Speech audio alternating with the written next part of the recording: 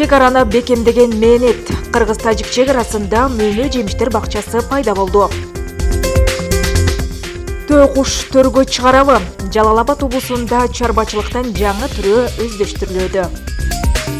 ГЭСтин экинчи өмүрү. Жарым кылымдык тарыхы бар Атбашы ГЭСин реконструкциялоо бүтө жалдап калды.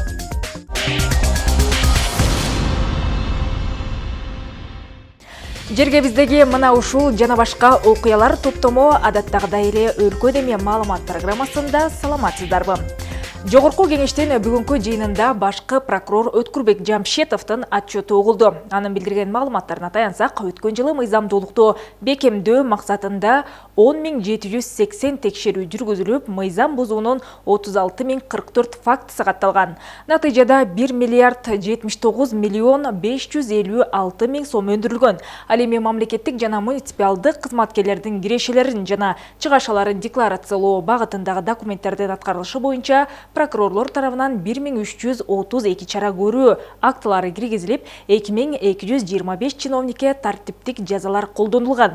Алардын басымдуу бөлүгү жергиликтүү өз алдынча башкаруу органдарынын, Экотех инспекциясынын, курулуш агенттигинин, билим берүү, саламаттыкты сактоо, жол жана унаа министрликтеринин өкүлдөрү. Ошондой эле экстремизм менен терроризмдин алдын алуу жаатында 25 доо арызы келтирилип, айрым диний уюмдардын 395 интернет сайтына тосмо тыюулары коюлган. Мындан сырткары тергөө жана алгачкы текшерүү органдарынын ишинин мыйзамдуулугун кароо багытында 1005 пландалган жана күтүүсүз текшерүүлөр жүргүзүлүп, 5000ден ашуун негизсиз чечим прокуратура органдары тарабынан жокко чыгарылган. Кошумча маалымат иретинде ушул жыйында парламент мүчөсү Исхак Масалиев депутаттык мандатынан баш тартаарын жарыялагандыгын белгилейли. Анын пикиринде өлкөдө түзүлгөн бүгүнкү кырдаалга жогорку кеңештин да жоопкерчилиги бар. Айрыкча аны кыргыз-тажик чек арасындагы абалдын толук кандуу жөнгө салынбай жаткандыгы тынчсыздандырат. Чек ара демекчи аталган өлкө менен чектеш Лейлик районунун Кулундуу айылындагы дыйкандар мындагы бош жаткан жерге мөмөлүү жемиштерди олтургузушуп, чектерди бекемдөөнүн камын көргөндөрүнө кабарчыбыз Улан Маккамбаев күбө болгон. Мөмө жемиштүү көчөттөрдүн түрүнөн общий 35 000 болуп калды. 35 000 түү эгилди да. Мунун арасында алма бар, слива бар, шаптолу бар, бадам бар. Совет доорунда бул талааны Лейлек районунун бийлиги өздөштүрүүнү колго алып, бирок эгемендүүлүктүн алгачкы жылдарында каралбай калган болчу. Андан кийин бул жерди Тажикстандын эли жайыт катары колдонуп келген. Арадан жылдар өтүп, чек арадагы кароосуз калган эгин аянтты Кулундуу айылынын 3 тургуну өздөштүрө баштаган. Бул жакта булак башылыктардын үлүшү болгондо 25 гектар. Анан үлүшүгө бул жактан суу эмес, асты жагынан суу барчу. Жерди мен арендага алып эгип жүрчүмүн да. Мурда тажиктер эгип жүрчү, анан кийин мен арендага алып мен эгип жүрчү. Анан бош жаткан жер карасам, бул лотоктору жок полностью. Канал болгон буга чейин. Союздун маалында 2 жыл эле иштеп, анан кийин жок болуп кеткен каналда. Лотоктору ham жок болуп, кайрадан мыналар жасап бардыгына. Ушулардан сууну чыгардык 60 гектар жерге. Жалпысынан 60 гектар жерге 3,5 километр алыстыктан суу тартып келүү жана Турциядан алынып келинген интенсивдүү бактарды тигүү үчүн 10 миллион сомдук каражат жумшалган. Багбандардын айтымында негизги максат бак тигип, чек араны бекемдөө болгон. Границаны тосуп атабыз, бак кылып. Максат. Жоксо тажиктер ээлеп жүргөн да бияка чейинчи. Мал багып. Бияка кыргыз келген эмес бул жака чейин. Биз келип шу бак кылып, границаны тосоюк деп. Жаңы тигилген бактын астындагы жерди бош калтырбоо максатында багбандар төө бурчак тигишкен. Бак мөмө бергиче төө бурчакты сатып пайда көрөбүз дешет. Жакынкы жылдарда бактын аянтын дагы көбөйтүп, тамчылатып суугаруу системасын орнотуу пландалууда. Буюрса 2021ге бардык ушу бактарды капельный системага өткөртүрөбүз биринчиден. Анан суу пока проблема эмес, суу бизде кеңирчилик эле буюрса. Биздин суу Тажикстанга өтүп кетип атканда бул буюрса сайда жаткан суу. Азыр биз муну чыгардык да бул жак. Азыр пока суудан биз муктаж эмеспиз. Лейлек районунда суу жетпей өздөштүрүлбөй жаткан жерлер көп. 60 гектарды бак кылган 3 багбан эгер мамлекет тарабынан аз пайыздагы насыя алууга жардам болсо, чек арадагы 100 гектар жерди өздөштүрүүгө болорун билдиришти. Улан Маккамбаев, Нурлан Максуталиев, Баткен облусу. Жалпыга жакшы маалым болгондой, Тажикстан менен канатташ Баткен Жергесе Борбордук Азия регионунда эңирде өзүнүн өрүгү менен жакшы таанымал. Ошону менен бирге эле акыркы кездери ак турпактын күрүчүдө Евразес биримдигине мүчө мамлекеттеринин базарларынан да өзүнүн татыктуу ордун тапты. Ал негизинен Кадамжай жана Лейлек райондорундагы 3,5 миң гектар айдалып, жылына 10,5 миң тоннадан кем эмес түшүм жыйналат. Ошондой эле күрүч эгүү Ош облусунун Өзгөн районунда эчак эле жакшы жолго коюлган. Ушул бири-бирине коңшу өрөөндөрдө өстүрүлгөндөр Орусия, Казакстан сыяктуу жакынкы өлкөлөргө экспорттолгондуктан кирешеси арбын. Бирок күрүч өстүрүүнүн мээнети менен түйшүгү да оңой эмес. Аларды кабарчыларыбыз Кундуз Жоробекова жана Гүлнур Арапбай кызы өз жоон терилери менен сезип кайтышкан. Ак Турпак айыл аймагынын Жетиген айылынын тургуну Улан Жумаев көп жылдан бери дыйканчылык менен алектенип күрүч айдайт. Дыйкан быйылкы жазда да өзүнүн 45 соттук жер аянтына шал өстүрүүдө. Эгерде кароо жакшы болсо, дыйкан 2 тоннага чейин түшүм алууга болоорун айтат. Түшүмү мол, жакшы, ооба. Анан анча-мынча маягы эмелерден, табигый эмелерден оорулар болот да, баягындайчы, жаратылыш немеси да. Ошолорго кичине чыдамкай болот да. Ошон үчүн ушуну эгебиз. Түшүмү жакшы. 45 сотук жерден эми жакшы карап, ушул взрослыкту карасак, ошол бир жакын 2 тоннага жакын күрүч алабыз.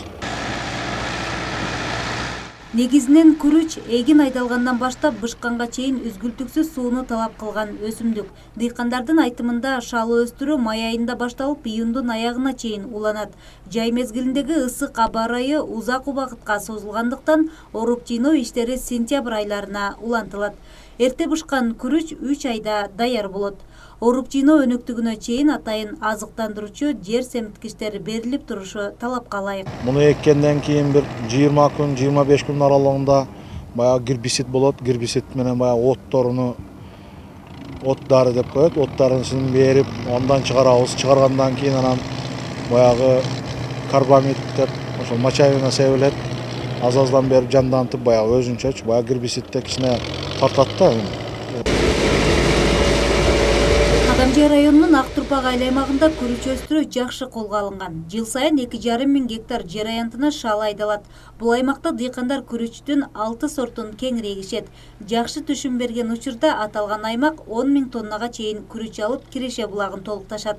Ар бир үй бүлө ушу дан эгиндерде мына ушу күрүч менен эгип, ушу күрүч менен дыйканчылык кылып, ушу күрүчтүн аркасынан ушул элдерибиз ушул күрүч менен иштешет.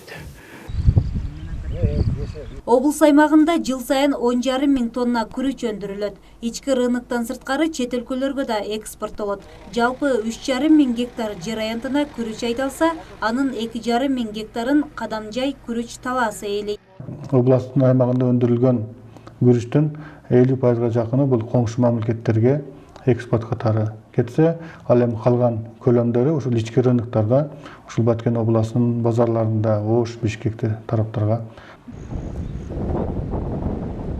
Күрүч бышып жетилгенден кийин дыйкандар орук жыйноо иштерин колго алышат. Ал эми күрүчтү актоо үчүн алыска барып убара тартышпайт. Анткени аталган аймакта бир нече күрүч актоочу акчубаздар бар.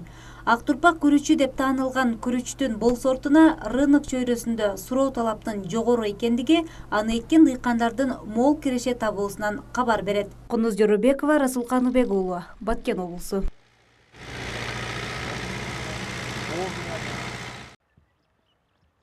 Өзгөн районунун Шералы айылында жашоочулардын басымдуу бөлүгү күрүч эгүү менен алектенет. Анткени Өзгөндүн климаттык шарты дагы туура келет. Айыл тургундарынын айтымында күрүч эгүү үй бүлөлүк чарбага айланган. Токтосун Урайымовго бул атасынан өткөн. Жаштайынан күрүч айдоонун сырын үйрөнгөн. Азыр күрүч эгүү үй бүлөсүнүн негизги кирешеси. Жер семиткичтерди өз убагында бериш керек.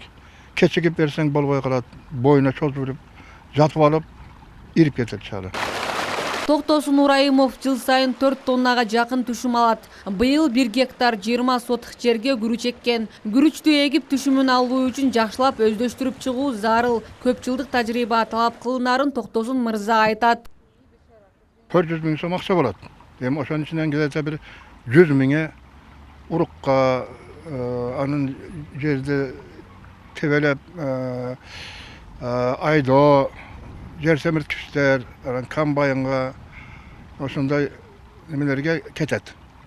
Түшүмдү сентябрь айында жыйнап баштайт. Айтымында килограммын 80 сомдон 120 сомго чейин сатууга чыгарат. Анын күрүчүн көбүнчө Ош облусуна жана Бишкек шаарындагы кардарлары алып кетет. Күрүч эккенден баштап пышканга чейин сууда өсөт. Ошондой эле тунук суу менен гана суугарылат. Быйыл Өзгөн району боюнча 3100 гектарга күрүч эгилди. Көпчүлүк дыйкандар күрүчтүн ак урук, кара кылдырык жана ак турпак түрүн эгишкен. Гүлнур Арапбай кызы, Уларбек Мужиев, жаңылыктар, Өзгөн району. Ал эми Жалал Абад облусунун фермерлери төөкуш чарбаларын уюштурууну көздөшүүдө. Анткени бул канаттуунун эти менен жумурткасы дүйнөлүк рынокто жогору бааланган азыктардын катарына кирет. Андан калса түштүк жергесинин климаты төөкуш мекендеген көпчүлүк аймактарга өтө эле жакын. Агрардык сектордо жаңылык катары бааланган алгачкы аракеттер кабарчыбыз Абдымомун Калбаевдин материалында. Ала Бука районундагы Ак Колгон айыл аймагына караштуу Баястан айылында жеке ишкерлик өнүккөн. Бул айылда бак чарбачылыгы менен бирге эле канаттууларды өстүрүүгө өзгөчө маани берилип келет. Жеке ишкер Рустам Ерматов өзбекстандык фермерлер менен келишим түзүп, төөкуш багууну өздөштүрүп жаткан учуру. Төөкуштары жергиликтүү шартка тезирээк көнүп калышты. Biz bunu Özbekistan Respublikasına alып чыктык. Алып чыкканыбызга 1 ай болду. Бирок буларды жашы 6 айлык. 1 жылдан өтсө анан tuxum kılarken şu elge tuxumunu köpeytirip, etini köpeytirip berişke maksatında alып келдик. Төөкуштар көп жылга чейин жашайт жана айына 2 гана рет жумурткалайт. Учурда 10 төөкуш багылууда. Жумурткасында сатып келип, өзү көбөйтүүнүн аракеттерин көрүлүүдө. Бир жумурткасы 2,5 миң сомго чейин турат. Эти да даамдуу жана көп ооруларга дары. Атайын жемин да Өзбекстандан алып келишүүдө. Жашы 6 айлык, 7 айлык, 9 айлык. O эң чогу 9 айлык. 1 ай, 2 ай өткөндөн кийин анан тугумга кирер экен булар. Жеке ишкердин максаты бул тармакты өнүктүрүү менен бирге эле элди жумуртка менен сапаттоо, даарылык касиети бар эт менен камсыздоо. Келечекте бул багытты дагы өнүктүрүп, канаттуунун башка түрлөрүндө өстүрүүнү пландап жаткан учуру. Жашайдыган ушу атканага биз түйүнө аплика таштап, жакшылап, жем, ушу беде, чеде жеркен, бардык нерселер жеркен. Бар экен, специально ушу Өзбекстандан алдырдык. 1 килограммы ушу өзбек акчага 50 миң сомдон тура экен. Төөкушту багууга кызыккандар арбын, бирок бир эле төөкуштун баасы 5 миң долларга чапчып кеткендиктен аны сатып алуу кыйынга турат. Бирок бул тармакты өнүктүрсө өзүнүз актайт дейт мындагылар. Байгазы Райымкулов, Абдумон Калбаев, Нурболот Мамбеталиев, Ала Бука району.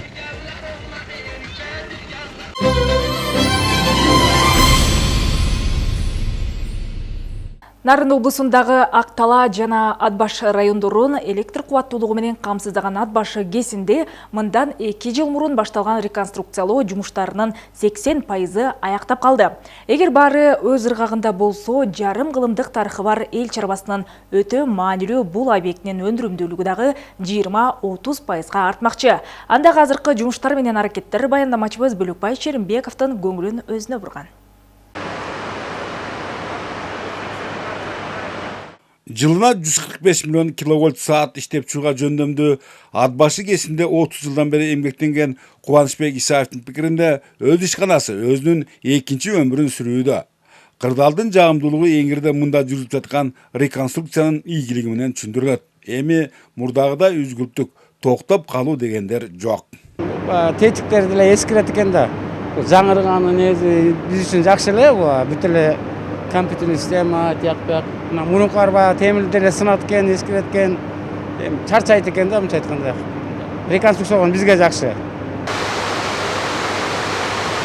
Жогордагы каарманыбыз ардегерден саналган Атбашы кесинди реконструкциялоого Швейцариянын экономика боюнча мамлекеттик катчылыгы грант түрүндө 24 миллион франк же 1 миллиард 680 миллион сом караган. Адистердин эсептөөлөрүндө ушул сумма аталган ишкананын бардык жабдууларды алмаштырууга кең кесири жетет. Испания өндүрүштөн чыгарылган мына бул жаңы генератор 1 саатта 11,4 мегаватт кубаттуулук иштеп чыгат. Ал эми бүгүнкү күндө иштеп жаткан мына бул эски генератор дегенде 10 мегаватт кубаттуулукка эсептелген. Бирок убакыттын өтүшү менен бул агрегат эскерип бүгүнкү күндө ал алмаштырууга муктаж. Ал эми эскилерди алмаштыра турган жаңылары күз айларында ишке кирип, анын натыйжасында кыргыз энергетикасынын көз башындагы кесиптин кубаттуулук өндүрүүсү алда канча жакшырмакчы. Ошого жараша калкты кышпы, жайбы электр жарыгы менен камсыздоодо олуттуу маселелер жаралбайт. Реконструкция аягында иштеринде кесиптин кубаттуулугу 20% тегеретесинде көбөйөт. 45-46 мегаватт болот. Мурунку кубаттуулук 40 мегаватт болчу реконструкцияга чейин. Ат башы кесиптин кубаттуулугу Нарын областынын жылдык керектөөсүн 30%ке чукул камсыздап калат реконструкция бүткөндөн кийин. Ошол эле учурда электр станциялар ачык акционердик коому да өз тутумдагы объектинин айрым муктаждарын канааттандырууга 10 миллион сомун бөлдү. Андыктан деңиз деңгээлинен 2000 метр бийиктикте жайгашып, климаттык шарты катаал эки өрөөнүн керегине жараган ат башы кеси чындап эле өзүнүн экинчи өмүрүнө кадам таштады десек аша чапкандык эместир. Мындай айтканда кесибиз бир канча бир жылдарга алдыга уже жаңырып, өндүрүшү көбөйүп калат. Буга чейин 135 миллион киловатт, 145 миллион киловаттын тегерегин өндүрүп аткан болсо, буюрса реконструкция бүткөндөн 180 миллион киловаттын тегерегинде өндүрүүгө жетебиз да. Бул чоң жетишкендиктердин бири болот. Тилекке каршы Нарын районунда ат башы кеси сыяктуу жергиликтүү казынага арбын киреше түшүргө жөндөмдүү ири объекттер жок десе, демек анын дагы кыйла жылдарга кызмат кылары нарындыктар үчүн мыкты стимул. Бөлөкбай Шеримбеков, Бакыт Самсаконов, Нарын облусу. Өнөр жайында да, айыл чарбасында да жогорудагыдай аздыр көптүр иштер жүргөнү менен жер шарынын тең жарымынан көбүн туткундаган коронавирус коркунучунан арылуу кыйла эле кыйын болууда. Мисалы, саламаттыкты сактоо министрлигинин бүгүнкүгө жарыялаган маалыматтарында сутка ичинде ушул илдетти жуктуруп алуунун 43 фактысы катталгандыгы айтылат. Ошентип өлкө боюнча алардын саны 1313-кө жетти. Өндүрүштү өйдөлөтүүгө кедерги мына ушундай кейиштүү көрүнүштө аргасыздан иштерин тутушкан ишкерлерге жеңилдик чараларын көрүү зарыл. Айрыкча алардын алышкан насыяларын төлөө мөөнөттөрүн үстөк пайызсыз жылдыруу ашыктык кылбаса эле. Гүл калаасындагы бул багыттагы аракеттерге кабарчыбыз Гүлбарчын Молдоева кызыгып көргөн. Өлкөдөгү өзгөчө кырдаал жана айрым район шаарларда болуп өткөн өзгөчө абалга карата соода түйүндөрүнүн жана тейлөө кызматтардын ишин убактылуу токтотууга байланыштуу Улуттук банк коммерциялык банктарга насыялардын үстөк пайызын төлөө мөөнөтүн жылдыруу жөнүндө сунушу менен кайрылган. Айрым банктар насыянын үстөгүн төлөө мөөнөтү 3 айга жылдырылганын билдиришкен. Пандемия COVID-19га байланыштуу эгер кредитин өз убагында төлөй албай калса, анда аларга жанагындай айыптык пулдар төлөнбөйт. Ошондой эле бардык банктарга, микрофинансылык уюмдарга, кредиттик союздарга бардыгына эгер кардар арыз менен кайрылса, аларга 3 айдан кем эмес төлөө мөөнөтүн жылдырып берүү сунушталган. Май айынын башы менен облус боюнча 13 миңден ашык кардардан алган насыянын үстөгүн төлөө мөөнөтүн жылдырып берүүсүн өтүнгөн арыздар түшүп, алар толук кандуу канагаттандырылды дешет адистер. Дегенибиз менен бул 2,5 миллиард сомго жакын насыялардын төлөмдөрү узартылды дегенде билдирет экен. Ушул бүгүнкү күндө облус боюнча 8 миллиардка жакын кредит элдин колунда. Ал деген 60 миңден ашык карыз алуучулар. Жарандарыбыз ушул кредит менен колдонуп келүүдө. Ал эми айыл чарбасында эң ыңгайлуу жана төмөн пайызда насыя берип келген Айыл банкынын Каракул шаарындагы филиалынын бүгүнкү күндө 3000ге жакын кардары бар. Каракул шаары менен биргеликте Ак Суу жана Түп районунун тургундарын тейлеген бул Айыл банкы тарабынан азыркы тапта 600гө чукул насыя алуучуларга жеңилдик берилип, насыянын төлөө мөөнөтүн жылдыруу иштери каралган экен. Пандемия башталгандан бери эле насыя берүү такыр токтотулган жок. Биз токтотулбай эле берип аттык, иштеп аттык. Себеп дегенде жазгы иштер болуп атат. Малдар жайлоого кетчү маал дагы болуп атат. Ошол себептен кардарлардын муктаждыгы болгон үчүн биз берип эле аттык да насыяны. Бүгүнкү күндө насыяларды берүү иштери тынымсыз жүрүп, андан калса айыл чарбасына керектөө үчүн насыя алат элем деп келгендердин саны да карбын. Ал эми төлөө мөөнөтүн жылдырууда кардарлардын арасында түшүнбөстүктөр болуп жатканын айтышат адистер. Токтом менен Улуттук банк жанагы төлөө мөөнөтүн гана жылдырып берип атат. Бул жерде пайызы токтоп калбайт. Жанагы 3 ай каласа же 3 айдан ашык болобу, эми банктар өзү карап, ар бир жарандын арызын жекече карап чыгыш керек. Анан жылдырып берет. Ошентип облуста насыя берүү иштери өз нугунда жүргүзүлүп жаттыр. Андыктан адистердин айтымында ар бир банк арыздын негизинде өздөрүнүн ички иш тартиптери менен насыяларды берүүдө. Гүлбарчын Молдоева, Алтынбек Исаев, Асылбек Касенов, Каракол шаары. Бүгүнкүгө айтып үлгүргөн кабарлар мына ушулар болду. Өлкөбүздөгү окуялардан өнүкшү биздин кабарчыларыбыздын көзөмөлүндө. Андыктан үйдө болуп, биздин каналдан алыстабай аман болуңуздар.